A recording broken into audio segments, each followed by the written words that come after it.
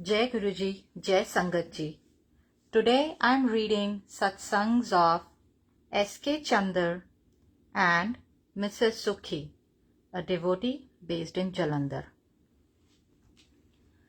My miraculous Savior, I have been an avid admirer of Guruji ever since I met him in Chandigarh in 1991 inside a colleague's room at the Income Tax Appellate Tribunal, where I was posted as presiding officer.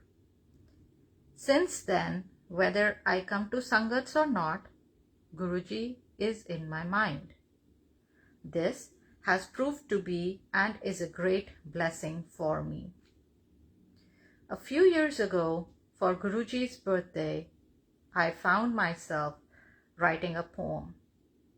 Though I can write, I'm certainly not an English poet, but that day I had been bidden to do so by an unknown power. The poem was distributed on his birthday to hundreds of devotees. In January 2006, I felt seriously sick. I had fever and violently threw up twice before being found unconscious in my bedroom. I was carried out on a stretcher straight to the Indraprastha Apollo Hospital's ICU. A panel of doctors discovered that renal infection had firmly gripped my body and my liver and kidneys had failed. My heart had enlarged and the intestines were bleeding. The brain was affected and I had severe pneumonia. The doctors, based on these parameters, concluded that I had no chance of survival and communicated this to my family. They, however, said if the patient could hold on for the next 48 hours, there was a slight chance of survival. Inside the ICU, the doctors worked furiously on me. One day, at 4 in the morning, when I was half conscious and a nurse was searching for some particular vein, I heard a doctor saying, "I have done everything possible, but nothing is happening." I was rather alarmed. In the ICU, I had been trying to develop a live link with Guruji through my troubled mind. That day, I focused on a photograph of Guruji that shows him with cupped hands below his chin and closed eyes, a picture of divinity and serenity. I had this photograph in my house. As soon as this picture flashed through my mind, I felt immediate relief, both in body and mind, and the recovery process started. Thereafter, I was discharged after doctors took me through their life-supporting exercises. I had lost 25 kilos of weight and my entire frame looked thin and wasted. For months, I was unable to speak properly or walk. The doctor who had treated me for related illnesses asked me, "How did you survive? Even a person of half your age would have succumbed to the condition you were in." The doctor did not know that my miraculous savior, Guruji Maharaj, was controlling things from Empire Estate. Jai Guruji. Guruji rewrote my fate. If the whole earth were paper, all the trees my pen, and the 7 seas the ink, they would still not suffice to write the glory of my Guru. I offer my respectful obeisance to my spiritual master, who with the beacon of knowledge has opened my eyes, blinded by the darkness of ignorance. I met Guruji in 1995 at Jalandhar. Sardar Sudarshan Singh Sekhon, who lives in Sangrur, sent me to pay my respects to Guruji. He told me that Guruji is the only Guru on earth who can change and rewrite destiny. I could not realize what he meant.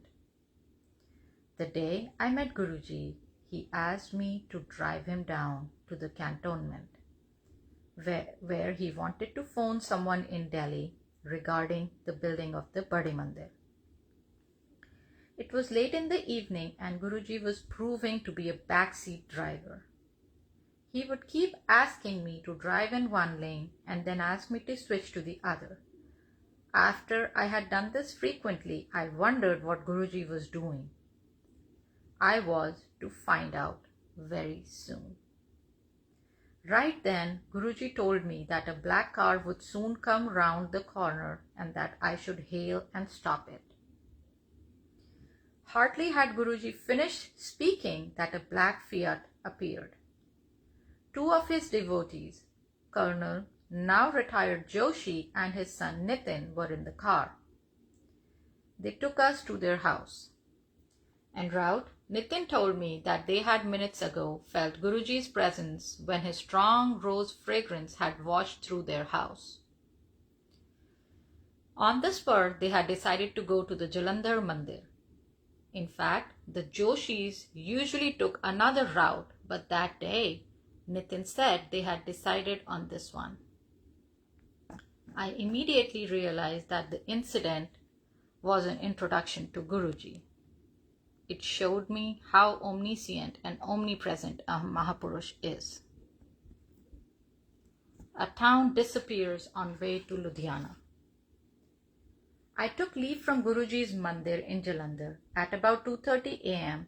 and drove down to Ludhiana with my father and my two daughters. The road to Ludhiana is straight with no turns. There were no other vehicles on the road and my car must have been doing 90 kilometers per hour. But it was a strange driving experience. More strangely, I did not cross Phagwara, a main town between Jalandhar and Ludhiana. When I reached home, I wondered but could not understand what had happened. The mystery was clarified next day when I went to Jalandhar again and Guruji asked me, "Sukhi, was the car going at 90 km per hour last night?" I was stunned. How had he known? Guruji went on to say that black magic spells had been cast on me and that he had taken their ill effects on himself the night before. Guruji had vomited blood out that night. He even showed me a black patch on his right ankle, which remained there for several months. Only then did I realize the significance of rewriting destiny. Guruji told me that I was up against a peak period of troubles. He said I would not have lived beyond 45 had the black magic run its course. After that meeting with Guruji, my face, which had turned nearly black, the most visible sign of black magic, began regaining its natural color. I also lost 14 kgs of weight.